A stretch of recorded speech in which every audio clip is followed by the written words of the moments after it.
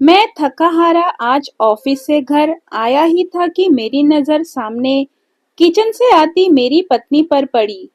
वो देखने से ही काफी उखड़ी उखड़ी लग रही थी। उसकी मनोदशा देखते ही मैं समझ गया था कि जरूर कोई बात है। इसलिए मीनाक्षी इतनी रूखी रूखी सी लग रही है। मैंने हाथ मुंह धोए हुए थे, इसलिए मैंने उससे तौलिया मांगा। उसने बिना कुछ बोले मुझे तौलिया लाकर दे दिया। मैंने उसके कंधे पर हाथ रखते हुए पूछा, मीनाक्षी, क्या बात है? आज तुम कुछ उखड़ी उखड़ी सी लग रही हो। तो उसने मुझे खा जाने वाली नजरों से देखा और भड़कते हुए बोली, आपको क्या है?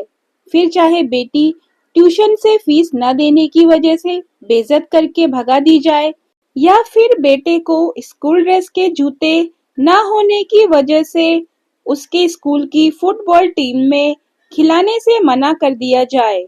आपको क्या? आपको तो बस सुबह 9 बजे जाना और शाम को 8 बजे आना और फिर चद्दर तान के सो जाने के अलावा कुछ नहीं आता। और ना ही कुछ मेरा कोई ख्याल है। डॉक्टर ने पिछले महीने ही दवाई कराने को कहा था। कभी तुमने ध्यान से देखा है मेरे चेहरे की ओर? ये झुर्रियां, बेउम्र पकते हुए बाल, जवानी में ही बुढ़िया बनती जा रही हूँ। एक पैसे की दवा नसीब नहीं है मुझे। ये सब तो छोड़ो, गर्मी में बच्चे तपते रहते हैं। एक पुराना कूलर लेने तक की हिम्मत नहीं हो रही है तुम्हारी। मैं बेड पर बैठा नजरें झुकाए अपनी नाकामी पर शर्मसार हो रहा था। बीवी बच्चों की परवरिश और उनकी जरूरतों का ध्यान रखना मेरा कर्तव्य है। पर क्या करूं? ये मेरा दुर्भाग्य ही तो है। कहने को तो देश तरक्की कर रहा है, लोग खुश हैं, पर मैं कैसे कह पाऊं कि मैं बढ़ती महंगाई और बेरोजगारी की वजह से दिन ब दिन जरूरतों के बोझ तले दबता जा रहा हूँ। बिजली के बिल से लेकर घर के राशन पानी तक की कीमतें आसमान छू रही है। पर पगार बढ़ाने के नाम पर दफ्तर में धमकी दी जाती है। नौकरियां कभी भी जा सकती है, काम नहीं है ऑफिस में। इसलिए वही पुरानी पगार पर काम करना मजबूरी बन चुकी है। ऐसे में मैं क्या करूं? मैं बैठा बैठा अपनी मजबूरी को कोस ही रहा था कि घर के दरवाजे पर किसी के आने की दस्तक हुई। बच्चों ने गेट खोलकर देखा तो पिताजी थे। अपने दादाजी को देख के बच्चे तो खुशी से उछल गए, लेकिन मेरी सांसें तेज हो गई। पत्नी ने फिर से मेरी तरफ ऐसे देखा जैसे मानो वो कह रही हो, अपना पेट पालने के लिए तो अपनी आते और गुर्दे गिरवी रखने के दिन आ गए हैं।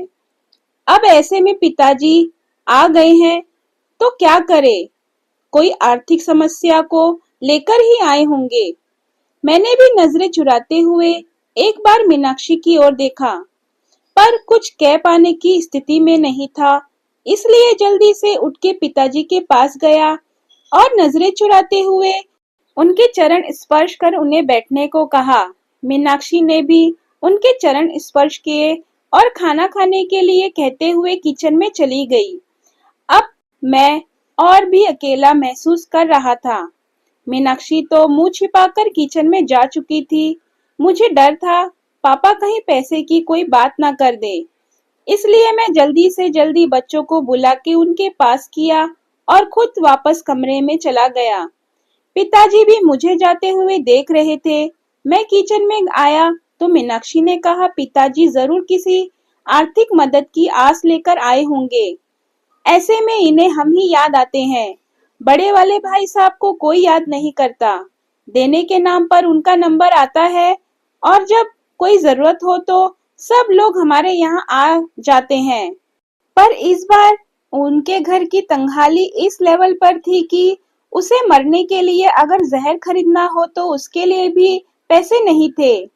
एक तरफ मीनाक्षी लगातार मुझे बोली जा रही थी और दूसरी ओर मैं था जो कुछ पाने में समर्थ नहीं था। मैंने मीनाक्षी को चुप रहने के लिए कहा, तुम शांत हो जाओ। कुछ भी करके कल मैं तुम्हारी दवाई और बच्चों की जरूरत का सामान ला दूंगा। पर अभी के लिए पिताजी का मान रख लो। उनके सामने घर में कलेश करने का मतलब उनकी मान मर्यादा के खिलाफ है। मीनाक्षी समझदार थी, पर उस पर आर्थिक तंगी का बुखार चढ़ा हुआ था, इसलिए वो बेकाबू थी। कहाँ से लाओगे? भीख मांग के या फिर खुद को गिरवी रख के? ये मेरा काम है, क्या करूँगा क्या नहीं, तुम बस अभी भगवान के लिए शांत हो जाओ। अब मीनाक्षी शांत हो गई, वो खाना लेकर टेबल पर लगा देती है। अब पापा और बच्चों सहित एक साथ खाना खाने लगते हैं। खाना खाते टाइम पर पापा ने एकाएक मेरी ओर देखा और पास बैठने को कहा। मेरी सांसें और दिल दोनों ही तेज हो गया। कहीं पिताजी कोई मांग ना कर दे, क्योंकि मेरे पास अभी देने के नाम पर केवल वक्त ही था। उसके अलावा मैं जुबान भी नहीं दे सकता था। पिताजी बोले, देखो अभी काम जोर चल रहा है, खेती का काम बहुत है, इसलिए अभी की गाड़ी से वापस जाना पड़ेगा। मैं यहाँ रुक नहीं सकता। तुम्हारी माँ बहुत चिंता कर रही थी। पिछले कुछ महीनों से तुम फोन और बात बहुत कम कर रहे हो, और ऐसा तुम तभी करते हो जब तुम किसी परेशानी में होते हो। ये तुम्हारी बचपन की आदत है। इसलिए माँ के जोर और मुझे मुन्ना मुन्नी की याद सता रही थी, इसलिए मैं आ गया। यहाँ तक तो ठीक था। अब मैं अवाक बैठा था कि अब पापा क्या कहने वाले हैं। मैंने एक नजर मीनाक्षी को देखा तो वो किचन की चौखट पकड़े पापा की ओर आड़ किए हुए खड़ी थी, और पापा आगे क्या कहने वाले हैं जानने के लिए उत्सुक हो रही थी। लेकिन आगे पापा ने कुछ कहा नहीं, बस खाना निपटाया और मुंह हाथ धो लिया। अब पापा ने अपने कुर्ते की जेब में हाथ डाला और एक नोटों की गड्डी निकाली और मेरे ओर बढ़ा दी। ये देखकर मैं चौंक गया। एक पल के लिए मैं निशब्द हो खड़ा रहा। पिताजी ने कहा, अरे पकड़ भी लो भाई, अब इतने भी बड़े नहीं हो गए हो कि हमारा दिया हुआ आशीर्वाद भी ना ले सको। वैसे भी इस बार फसल अच्छी हो गई थी, इसलिए कोई दिक्कत नहीं आई। अब उन्होंने मीनाक्षी की ओर इशारा करते हुए कहा, बहू का और बच्चों का अच्छे से ध्यान रखो, देखो कितनी कमजोर लग रही हैं, और अपना भी। उन्होंने पैसे मेरे हाथ में रख दिए।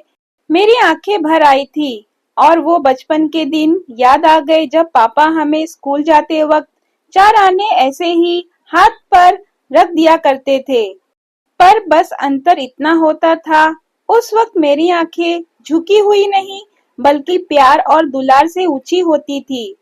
फिलहाल मीनाक्षी और मैं दोनों ही गलत साबित हो चुके थे, इसलिए खुद की नजरें खुद से ही नहीं मिला पा रहे थे।